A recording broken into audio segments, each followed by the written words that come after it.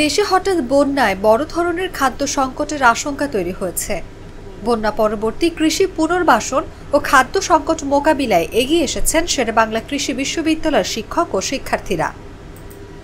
ক্ষতিগ্রস্ত কৃষকদের সহায়তার জন্য বিনামূল্যে শাকসবজির বীজ ও ধানের চারা দেওয়ার উদ্যোগ নিয়েছেন তারা। এই কাজে বীজ দিয়ে সহযোগিতা করছে বাংলাদেশ ধান গবেষণা ইনস্টিটিউট ও বাংলাদেশ কৃষি উন্নয়ন কর্পোরেশন। মঙ্গলবার ভোর থেকেই শেকৃবির গবেষণা মাঠে ধানের চারা উৎপাদনের জন্য বীজতলা তৈরির কাজ শুরু করেন বিশ্ববিদ্যালয়ের শিক্ষার্থীরা। বুধবার বীজ বপন করেন তারা। এসব কাজে দিক নির্দেশনা দিচ্ছেন বিশ্ববিদ্যালয়ের নিপীড়ন বিরোধী শিক্ষক সমাজ।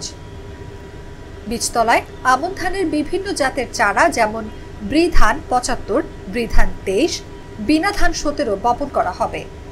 এছাড়া সবজি ফসলের জন্য বিভিন্ন জাতের টমেটো, লাউ, শিম, বরবটি সহ শীতকালীন সবজির বীজ ও চারা বিতরণ করা হবে। এ সমস্ত বীজের বীজতলা পুরাতন বাণিজ্য মেলার মাঠে উৎপাদনের সিদ্ধান্ত নিয়েছেন সংশ্লিষ্ট শিক্ষক ও শিক্ষার্থীরা।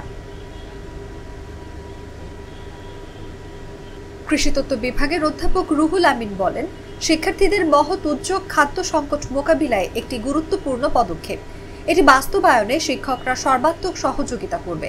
শিক্ষার্থীরা বন্যা কবলিত এলাকায় ধান রোপণের বিষয়ে পরামর্শ করতে এলে আমরা বিআরআরআই ও বিএডিসিতে ধান বীজের জন্য যোগাযোগ করি এবং বিএডিসি থেকে ৩০০ কেজির মতো ধান বীজ পাই।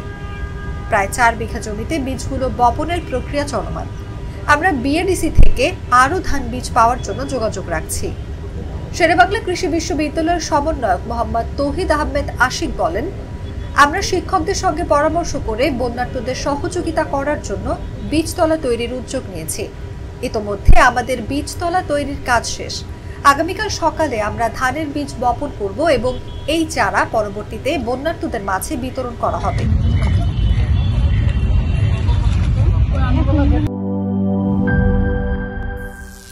করিম চাচা, আপনার প্রিয় মানুষদের কখনো বিপদে ফেলতে চাইবেন না স্যার। তাহলে আমাদের বিপদে রাখা কি ঠিক হচ্ছে? এজন্যই বিজলি কেবলস সবচেয়ে ভালো ও নিরাপদ।